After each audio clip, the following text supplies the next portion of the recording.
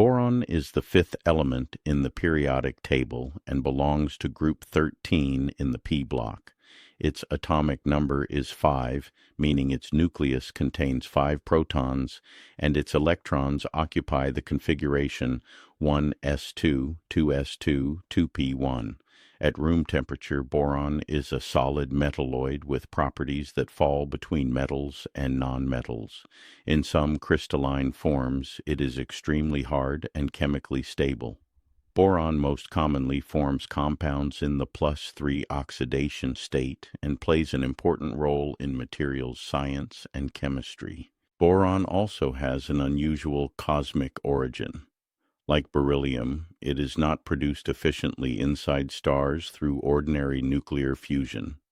Instead, most boron forms through a process known as cosmic ray spallation.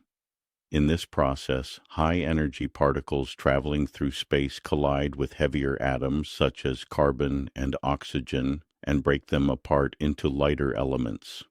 Because of this, boron acts as a tracer of energetic particle interactions in the interstellar medium. By studying boron abundances in stars and cosmic material, astronomers can learn about the history of cosmic rays and energetic processes throughout the galaxy.